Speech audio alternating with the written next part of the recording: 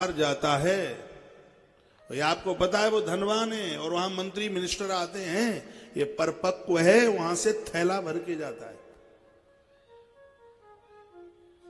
ये ग्रंथों में तो बहुत बड़ा चिंतन है ऋषियों का। लिखा है कलयुग में राजा प्रजा के पालक नहीं, कलयुग में राजा उनकी संपत्ति और प्राणों का हरण करने वाले होंगे।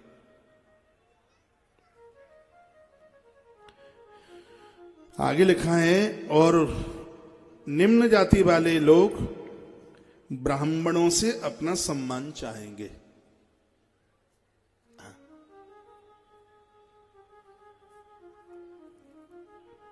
कलयुग में ब्राह्मण अपनी तपस्या को बेचने वाले होंगे और ब्राह्मण स्वयं वेदों की निंदा करेंगे। लिखा है, आज की युवान स्थिति को आप देख लेना। लिखा है कलकाल में तपो यज्ञ फलानाम च विक्रेतारो द्विजोत्तमः। ध्वज, ये ऊंची जाति के लोग तपो यज्ञ फलानाम अपना तप बेचेंगे और यह लोग स्वयं वेदों की निंदा करेंगे। और क्या लिखा है कि साधु नाम विनव्रतस्य वेदा तस्मन योगक्षमे तदा सूक्ष्म महोदर के दुर्लभो दान मूलवान। पुराणाकार यहां पर वर्णन कर रहे हैं, लिख रहे हैं कि कलयुग में गायों की संख्या घट जाएगी।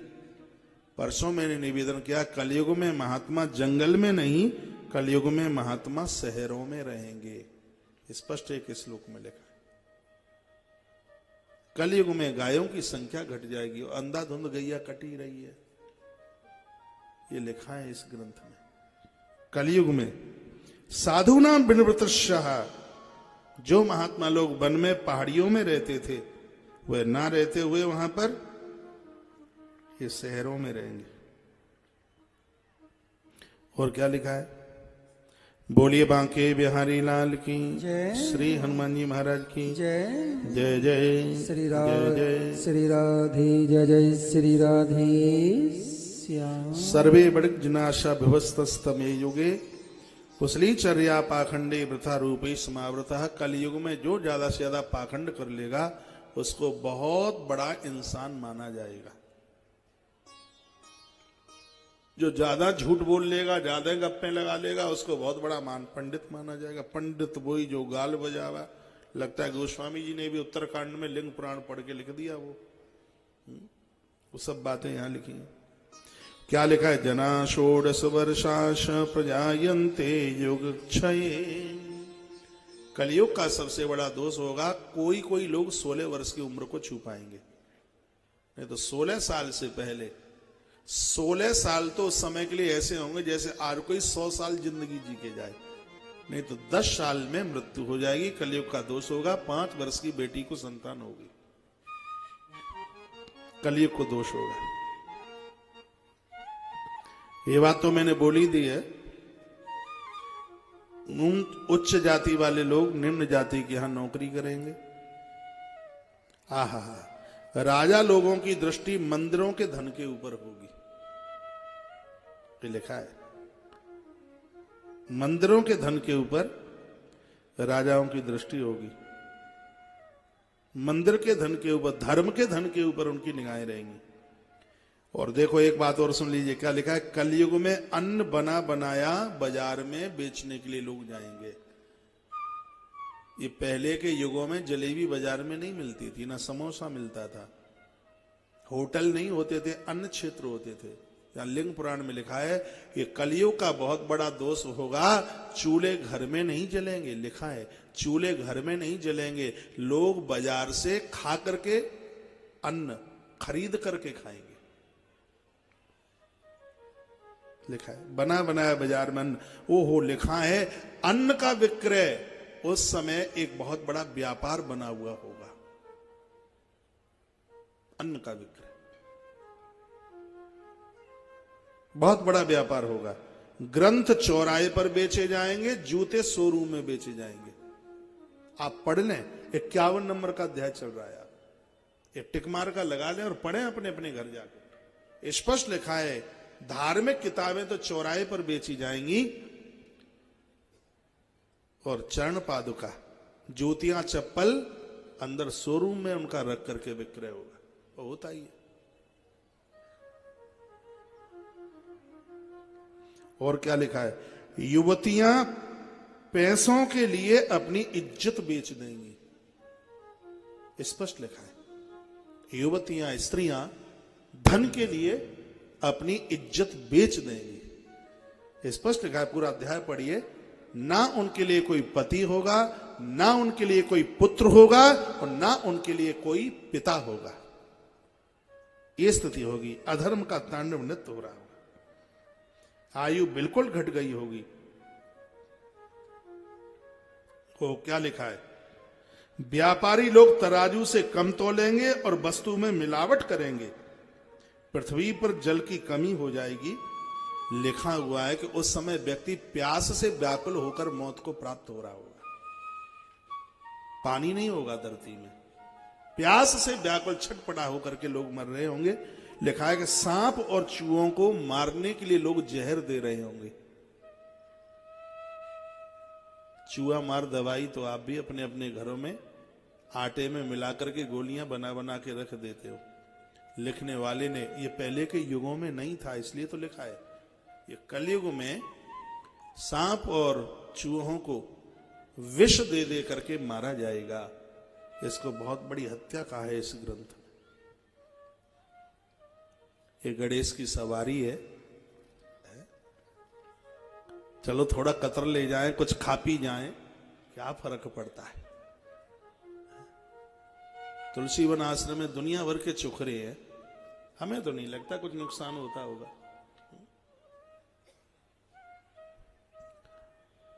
जीव हत्या मत कीजिए।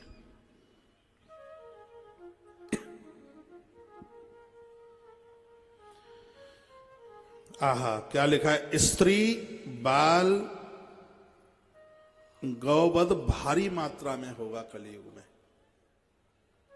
स्त्री, आज स्त्री कहां सुरक्षित है। ये कलयुग के दोषों में लिखा है। मैं श्लोक बोले देता हूं, बहुत देर रह गई है कि स्त्री बाल गोवधम कृत्वा हत्वा चैव परस्परम। लिखा है स्त्री की हत्या होगी। अभी तो कुछ भी नहीं है, आने वाले समय में देखिए एक दूसरे का उपभोग करके ऐसे उसको मार देंगे, ऐसे फेंक देंगे जैसे एक दौने में आपने कोई चाट खा पी करके और उसको फेंक दिया हो। भामरें तो पड़ेंगी ही नहीं, भामर थोड़ी पड़ेंगी। यहां लिखा है अगले अध्याय में, दिन में कई बार संबंध बनेंगे और कई बार बिगड़ेंगे संबंध। स्त्रियां, बच्चे और गाय, स्पष्ट लिखा है बहुत भारी बड़ी संख्या में इनका वध होगा। ये जेत चा अश्वमेधिन राजानम सुद्रियोनियः। अब इनको कौन मारेगा उसका नाम भी लिखा है, अब नहीं बोल पाऊंगा। स्त्री बाल गोवधम कृत्वा हत्या चैव परस्परम। बहुत बड़ी तादाद में इनकी हत्या होगी, गोवध होगा, स्त्री की हत्या होगी, बच्चों को मारा जाएगा। अधर्म का तांडव नृत्य हो रहा होगा। अधर्मा विनिवेशत्वा तबो मृतम कलुस्मृतम प्रजासु ब्रह्मत्यादि तदा वैशम प्रवर्तते। महाराज चीखार मची होगी। तस्माद आयुर्बलम रूपम कलिम प्राप्य प्रियते। ये सब कलयुग में साधारण सी बात होगी। ये तो अभी हम सुन रहे हैं तो अचंबा लग रहा है, उस समय जब ये घटनाएं घटेंगी उस समय कोई आश्चर्य की बात ही नहीं होगी। इतना बड़ा अधर्म का तांडव नृत्य हो रहा होगा। धन्याम धर्म चर्षन्ति युगान्ति दुष्सत्तमा।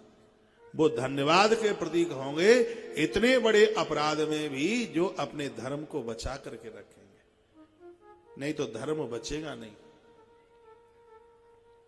महात्माओं की तस्वीरें कैलेंडर पर छपी रह जाएंगी। लिखा है गौ माता की शकल सिर्फ कैलेंडर के ऊपर लिखी होगी। यहां स्पष्ट लिखा है कि नदियां सूख गई होंगी।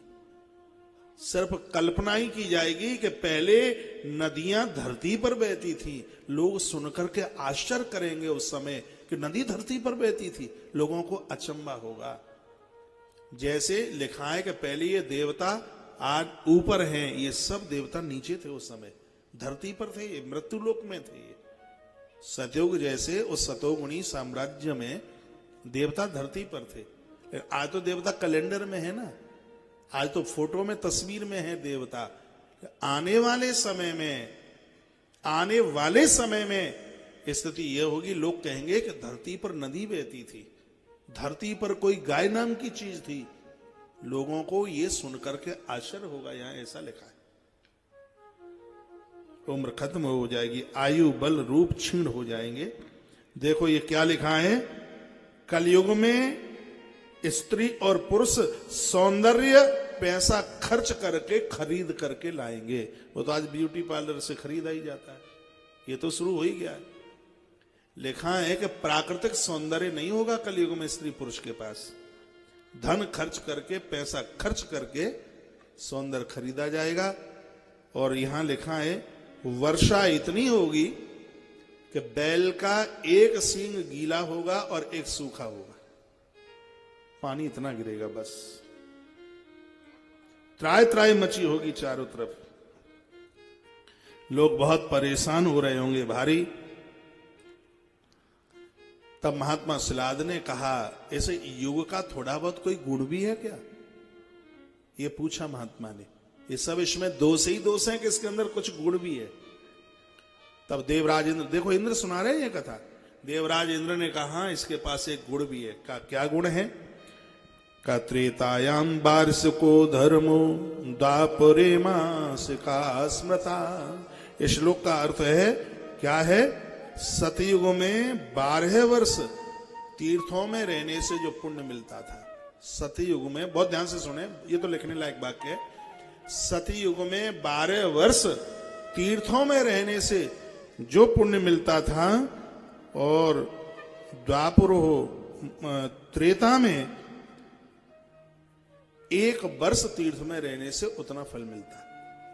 सतयुग में 12 वर्ष तीर्थों में रहोगे जितना मिलता, त्रेता में 1 वर्ष तीर्थ में वास करने पर उतने फल की प्राप्ति हो जाती। द्वापुरे मासिक स्मृता, द्वापुर में 1 महीना तीर्थ में रहने पर उतना फल मिल जाता, सतयुग में जो कि 12 वर्ष तीर्थ में रहने पर जितना फल मिलता। और फिर कह दिया है, ऐसा कलि युगावस्थाम संध्यासु तु निबोधवे। कहा कलयुग में उतना ही फल तीर्थों में 1 रात्रि पर वास करने पर उतने फल की प्राप्ति होती है जो कि सतयुग में 12 वर्ष तीर्थों में रहने पर जितना फल मिलता था। शायद यही श्लोक पढ़कर बाबा तुलसी ने लिखा होगा कि कलयुग युग समान ही नहीं जो नर कर विश्वास। एक बात के लिए इसकी बड़ाई कर दी गई, क्या? कलयुग केवल हरि गुण गाहा, कलयुग केवल हरि गुण गाहा, गावत नर पावै भवताहा, गावत नर पावै भवताहा। कलयुग केवल हरि गुण गाहा, कलयुग केवल हरि गुण गाहा, गावत नर पावै भवताहा, गावत नर पावै भवताहा। कलयुग केवल हरि गुण गाहा, गावत नर पावै भवताहा, गावत नर पावै भवताहा। गावत नर पावै भवताहा, गावत नर पावै भवताहा। कलयुग केवल हरि गुण गाहा, गावत नर पावै भवताहा, गावत नर पावै भवताहा। बोलिए शंकर भगवान की जय। श्री हनुमान जी महाराज की जय। जय जय श्री राम, जय जय श्री राधे, जय जय। श्री राधे श्याम। आदेवराज इंद्र ने 4 युगों के धर्म और दोषों का वर्णन किया है। महात्मा के द्वारा बड़ा आदर मान सम्मान इस देव को मिला। देवराज इंद्र चलते चलते बोल के गए कि मृत्युहीन पुमान बुद्धि समृत्य पद्म ज्योतिषः किंतु देवेश्वर रुद्र प्रसीदति ईश्वर। इस श्लोक का अर्थ है, कलयुग के अंदर जो दोष हैं, इन दोषों को ग्रहण करने वाला बालक जन्म लेकर के हाल ही मर जाए तो ज्यादा ठीक है। अब ये सुनने में तो बड़ा बुरा लगता है। यहां तो ये लिखा है, स्पष्ट लिखा है, चरित्रहीन है जिसके पास चरित्र नहीं है, माता पिता से विपरीत काम किया, धर्म से विपरीत काम किया है, उसके वजह से समाज को धोखा, समाज को कष्ट हुआ, ऐसी संतान तो इंद्र कहते हैं जन्म लेते ही मर जाए तो ज्यादा ठीक है। यही बात विदुर ने कही थी। दुर्योधन के जन्म पर विदुर ने ये बात कही थी। जिस समय दुर्योधन का जन्म हुआ था तो महात्मा विदुर ने ये बात कही थी और गांधारी ने उस बात का समर्थन किया था, लेकिन नंदा धृतराष्ट्र नहीं माना। ये बात कही थी विदुर ने। विदुर ने कहा, राजन, जैसा तुम्हारे यहाँ ये बालक इसने जन्म लिया है, इसके ऐसे अशुभ संकेत दिखाई दे रहे हैं, ऐसा बच्चा तो जन्म लेते ही मर जाए तो ज्यादा ठीक है। गांधारी इसके लिए तैयार हो गई थी, लेकिन वो धृतराष्ट्र नहीं माना। और ये बात माता गांधारी ने आगे कही है। ये बात कुंती को ये बात गांधारी ने कही कि उस दिन ये मेरे पति महात्मा विदुर की बात मान लेते होते तो आज हम हस्तिनापुर का चौपट नहीं देख पाते। देवराज इंद्र ने भी कुछ श्लोकों में महात्मा शिलाद को कहा, चरित्रहीन, संस्कारहीन ऐसी औलाद है महात्मा घर में जन्म लेती है तो वो अमर औलाद नहीं, वो तो जन्म लेते ही मर जाए तो ज्यादा ठीक है। इंद्र की इस बात का आदर करना पड़ेगा, मान करना पड़ेगा, सम्मान करना पड़ेगा। तुम चाहते हो अयोनिज पुत्र, लंबी आयु जीने वाला, लेकिन जिसके अंदर ये कलकाल वाले दोष भरे पड़े हों, इंद्र कहते हैं ऐसी संतान तो जन्म लेते ही मृत्यु को प्राप्त हो जाए तो ज्यादा ठीक है। मैं कितनी बार कहता हूं, आप कथाओं में आते हो तो अपने बच्चों को कथा में लाया करें, इनको एक आध दिन की छुट्टी दिलवा दो। सरकार ने तो ये कोर्स तैयार नहीं किए हैं, लेकिन प्रवचन में ये सब बातें निश्चित रूप से एक धक्का सा देंगे, सोते को जगाने का काम करेंगे। इंद्र ने कहा, मृत्युहीन पुमान विद्ध,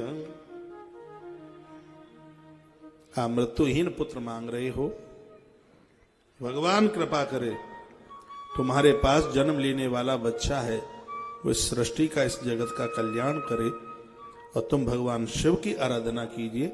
इंद्र ऐसा कह करके चले गए। और ये और बोला है, तप के बिना कुछ भी नहीं मिलता। तप के लिए यहां पर कुछ श्लोक भरे पड़े हुए हैं। गोस्वामी जी ने भी कहा है, विधाता ब्रह्मा भी तप के द्वारा सृजन, विष्णु पालन और महादेव उद्धार तप के द्वारा, और भगवान शेष तपस्या के द्वारा ही धरती को अपने मस्तिष्क के ऊपर रखे। एक चौपाई बोलेंगे बस। तपोबल शंभो करहि संहारा, तपोबल शेष सहे मई भारा, तपोबल शेष सहे मई भारा, तपोबल शंभो करहि संहारा, तपोबल शंभो करहि संहारा, तपोबल शेष सहे मई भारा, तपोबल शेष सहे मई भारा, तपोबल शंभो करहि संहारा, तपोबल शेष सहे मई भारा, तपोबल शेष सहे मई भारा, तपोबल शेष सहे मई भारा। बोलिए शंकर भगवान की, जय। श्री हनुमान जी महाराज की जय जय जय श्री जय राधे जय श्री जय राधे जय। श्री राधे श्याम। गीता में तप की परिभाषा बताई है, संसार से इंद्रियों को खींचकर 14 तत्वों को संसार से खींचिए और ईश्वर से जोड़िए। 14 तत्वों को तपाया जाता है, 15वां कुछ भी नहीं है। इसलिए कैकेयी माता ने राम के लिए 14 वर्ष का वनवास मांगा। मेरे निवेदन पर आप एक ग्रंथ पढ़िए, नाम लिख लीजिए, जिसका नाम है योग वासिष्ठ रामायण। इसके श्रोता प्रभु श्री राम हैं, इसके वक्ता गुरुदेव वशिष्ठ हैं। वहां का एक श्लोक मैं आपके बीच में रख रहा हूं, जो गुरुदेव वशिष्ठ राम को कहते हैं, राघव कि कोटि जन्म समुत्थेन राम संसार वासना। हे राम, ये वासना, ये अविद्या एक जन्म की नहीं है, एक करोड़ों जन्मों की है, जो बिल्कुल झूठी है और उसको हम सच मान रहे हैं, वही तो अविद्या है। अविद्या है। लेकिन एक विद्या भी है और एक ब्रह्म विद्या भी है।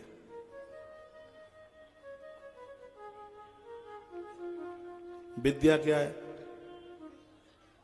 और ब्रह्म विद्या क्या है? गीता जी को ब्रह्म विद्या में लिया गया है। एक है विद्या, दूध में घी होता है, ये आपको जानकारी है, विद्या है। लेकिन इससे काम नहीं चल जाएगा। उस दूध में से घी निकाला कैसे जाएगा, ये ब्रह्म विद्या है। एक उदाहरण के तौर पर, भगवान होते हैं, ये समझदारी विद्या है, लेकिन उस परमात्मा को प्रकट कैसे किया जाएगा, ये पता लग जाए, यही ब्रह्म विद्या है। ईश्वर में समाहित होने का नाम ही ब्रह्म विद्या है। अपने निज स्वरूप को पहचान लेने का नाम ही ब्रह्म विद्या है। मैं किसी का पिता, या मैं किसी का पुत्र, या मैं किसी की पत्नी, या मैं किसी का पति ही नहीं, मैं भगवान का हूं, भगवान मेरे हैं, मैं वहां से आया हूं, मुझे वहीं जाना है।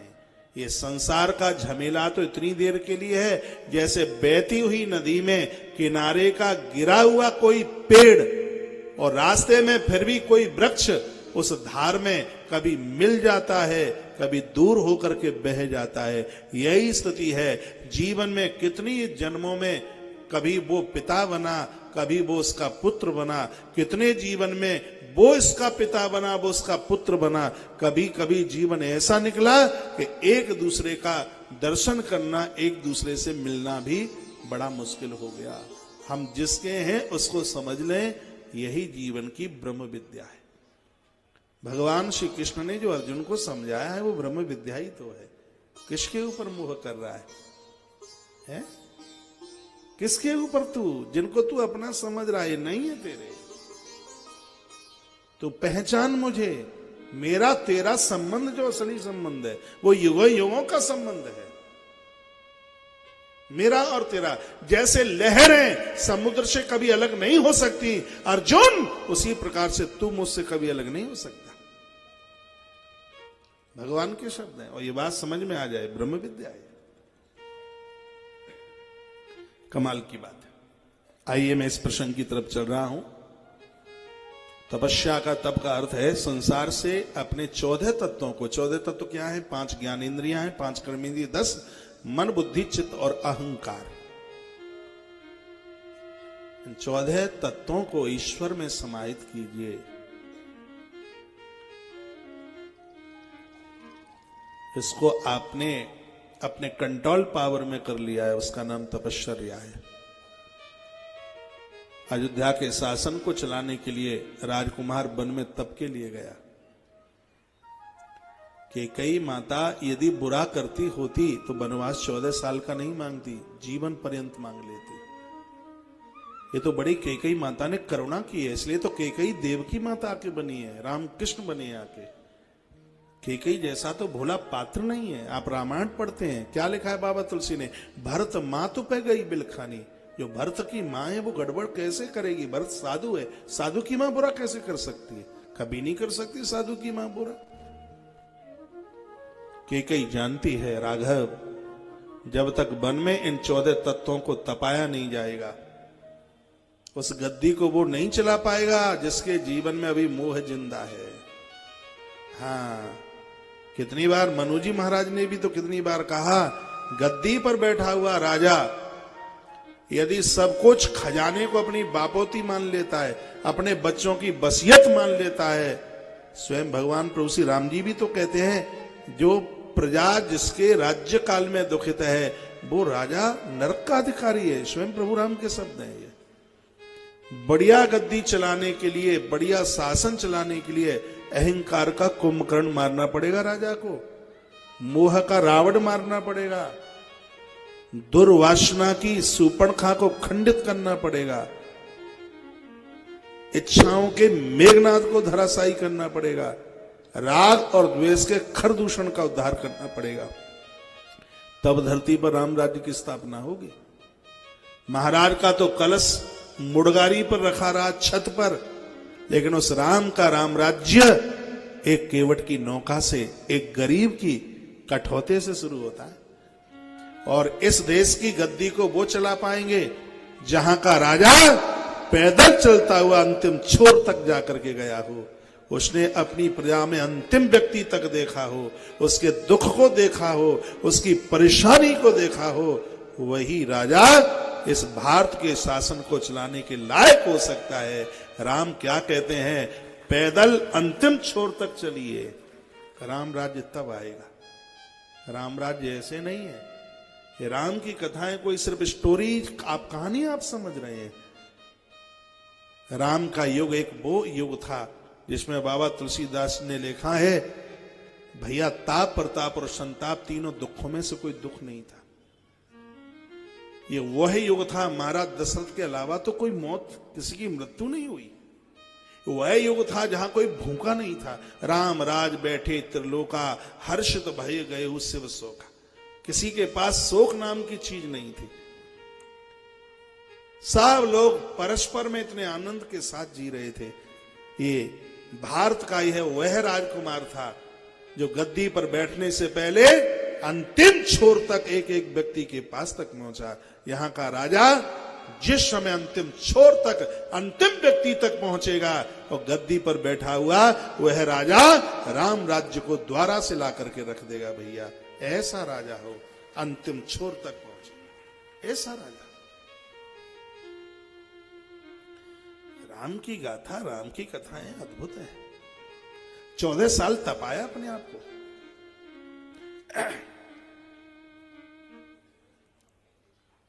रावण मोह है, राजा के अंदर से मोह नहीं मरेगा। महाभारत का युद्ध ही नहीं होता यदि धृतराष्ट्र के अंदर मोह ना होता। तो जिस राजा के अंदर मोह है वो शासन का अधिकारी नहीं है, नहीं अधिकारी। जिस राजा के पास न्याय नहीं है वो गद्दी का अधिकारी है ही नहीं। एक कथा आती है नरसिंह पुराण में, अब बात छिड़ी गई है तो मैं आपको बता देता हूं, निवेदन कर देता हूं। राजा कैसा हो? प्रहलाद, अद्भुत न्यायाधीश राजा है। ऐसा राजा प्रहलाद, प्रहलाद के बेटे हुए विरोचन। 2 मिनट में सुना दूं बात, आपके पास टाइम हो तो 2 ही मिनट लूंगा बस। विरोचन बहुत सुंदर हैं। दैत्य कुल में इतना सुंदर राजा नहीं हुआ, इतने सुंदर थे विरोचन। एक राजकुमारी का स्वयंवर था। बड़े बड़े राजा लोग वहां पर पहुंचे उस स्वयंवर में। प्रहलाद कुमार विरोचन भी पहुंच गए वहां पर। बहुत बड़ा दरबार लगा हुआ था, बड़े बड़े राजे महाराजे वहां पर चल करके आए हुए थे। एक गद्दी को संभाले हुए ये राजकुमार भी बैठा था। और सभा मंडप में एक ब्राह्मण को भी आते हुए देखा गया था।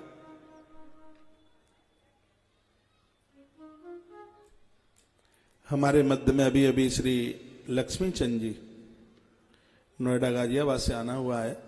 रोज आपका इंतजार चल रहा था, सब प्रतीक्षारत थे। आपका बहुत आदर मान सम्मान है।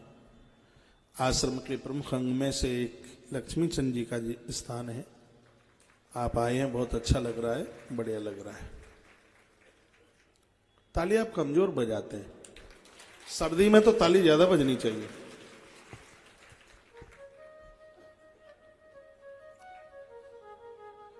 सुनिए, राजकुमारी जयमाला लेकर के आई है और वह ब्राह्मण के गले में माला डालने के लिए आगे के लिए बढ़ी। सुनो, तो विरोचन सामने जाके खड़े हो गए और कहा, ये क्या करती हो? कहा, मैंने चुनाव किया है कि मैं ब्राह्मण के गले में माला डालूंगी। विरोचन ने कहा कि हम राजा लोगों का अपमान है। राजकुमारी ने कहा ब्राह्मण बड़ा होता है, वो पूज्य है, वंदनीय है। विरोचन ने कहा नहीं, हम राजा लोग बड़े होते हैं, हम में 8 देव वास करते हैं, हम रक्षा ना करें तो प्रजा समाप्त हो जाएगी। राजकुमारी ने फिर कहा कि ब्राह्मण बड़ा होता है और मैंने चुनाव किया है, मैं ब्राह्मण के गले में ही माला डालूंगी। विरोचन ने फिर कहा कि नहीं, राजा बड़ा होता है। आखिर में राजकुमारी ने यह कहा यदि राजा बड़ा होता है तो जीवन भर तुम्हारे घर बैठ के सेवा करूंगी, और यदि ब्राह्मण बड़ा होता है तो मैं आपका मस्तिष्क ले लूंगी, आपको अपना शीश देना पड़ेगा। क्या इसमें तुम राजी हो? और ये मैं किसी राजा से न्याय मांगूंगी, और यदि उसने ये कह दिया कि ब्राह्मण बड़ा होता है, मेरी माला तुम्हारे गले में होगी। यदि उस राजा ने ये कह दिया कि ब्राह्मण बड़ा होता है, क्षत्रिय बड़ा होता, राजा बड़ा होता है, तो मैं तुम्हारे गले में माला डालूंगी। यदि ये कह दिया ब्राह्मण बड़ा होता है तो तुम्हारी गर्दन ले लूंगी, मैं मस्तिष्क ले लूंगी। विरोचन ने पूछा न्याय किससे मांगा जाएगा? कहा राजा प्रहलाद से। विरोचन तो हाल ही खुश हो गए, कहा वो तो मेरा पिता है, न्याय मेरे ही पक्ष में करेगा। आधी सेकंड में कह दिया ये मुझे बिल्कुल मंजूर है। माला गले में डली नहीं। वह राजकुमारी उस ब्राह्मण को और विरोचन को लेकर प्रहलाद की सभा में पहुंची। प्रहलाद जी उस समय गद्दी पर बैठे थे। जब वो ब्राह्मण युवक आ रहा था तो उसको देख करके प्रहलाद जी अपनी जगह पर खड़े हो गए। प्रहलाद जी ने कहा हे विप्रश्रेष्ठ, हे ब्राह्मण देव, आज मेरे कुनबे का भाग्य खुल गया, तुमने दर्शन दिया है, तुम पधारे हो, तुम आए हो, मैं बहुत तुम्हारा आदर करता हूं, मान करता हूं। ये स्थान प्राप्त कीजिए। और उस ब्राह्मण को बैठने को जगह दी। तत्पश्चात उस राजकुमारी ने कहा हे न्यायमूर्ति हिरण्यकश्यप पुत्र, हम तुम्हारे दरबार में तुमसे एक न्याय मांगने के लिए आए हैं, क्या हमें न्याय मिलेगा? प्रहलाद जी ने कहा हाँ देवी बोलिए। यह राज्यसभा कभी अन्याय नहीं कर सकती। क्या तुम्हें किसी ने त्रुषित परेशान किया है? क्या तुम्हारा किसी ने अपमान किया है? निश्चित रूप से उसको यथोचित दंड दिया जाएगा यदि किसी ने ऐसा किया है तो। राजकुमारी ने कहा राजा साहब, अपमान मेरा किसी ने नहीं किया। फिर मैं एक ऐसा न्याय मांगने के लिए आपसे आई हूं, और सोच करके न्याय देना, क्योंकि उस न्याय में आपके पुत्र की मृत्यु लिखी है। एक ही बेटा है, तुम्हारा वंश रुक जाएगा, इसलिए मैं तुम्हें सावधान भी कर रही हूं, सोच करके विचार करके न्याय दीजिए। प्रहलाद खड़े हो गए और कहा देवी, धरती अपने क्षमा के गुण को छोड़ सकती है, सूर्य अपनी तपन छोड़ दे, अग्नि अपनी दाहकता छोड़ दे, लेकिन भगवान नारायण का यह भक्त प्रहलाद अपने न्याय के गुण को नहीं छोड़ सकता। बोलिए तो सही, क्या न्याय मांगना है? कहा मेरा स्वयंवर होने के लिए जा रहा था, बड़े बड़े राजे आए और वहां ये ब्राह्मण भी आया। मैं जयमाले की माला लेकर आगे बढ़ी तो तुम्हारे पुत्र ने, विरोचन ने मेरा रास्ता रोका और ये कहा कि हम राजकुमार हैं, हम राजा हैं और तुम्हारी माला के ऊपर हमारा अधिकार है। मैंने ये कहा कि ब्राह्मण श्रेष्ठ है, मैंने चुनाव किया है, ब्राह्मण के गले में माला डालूंगी। इन्होंने ये कहा कि राजा श्रेष्ठ है, तो आखिर में बात ये हुई, मैंने ये कहा है इनको कि राजा श्रेष्ठ है तो मैं तुम्हारी पत्नी बनूंगी, और यदि ब्राह्मण श्रेष्ठ है तो मैं तुम्हारा मस्तिष्क ले लूंगी। न्याय के लिए आपकी सभा का चुनाव किया गया है, थोड़ा विचार करके आप जवाब दीजिए। यदि राजा बड़ा है तो मुझे अपनी पुत्र वधू बनाइए, और यदि ब्राह्मण बड़ा है तो आप अपने पुत्र को आदेश दीजिए तलवार उठाए और गर्दन काट करके मेरी झोली में डाल दे। तो इस न्यायाधीश ने क्या जवाब दिया?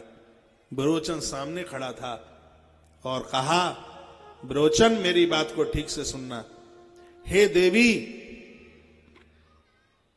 जो सामने ब्राह्मण खड़ा हुआ है, विरोचन की मां से तो इसकी मां श्रेष्ठ है, मेरे पुत्र से ये श्रेष्ठ है, और विरोचन के पिता से इसका पिता श्रेष्ठ है, ये सर्व प्रकार से हमसे श्रेष्ठ है, ये ब्राह्मण हमसे श्रेष्ठ है।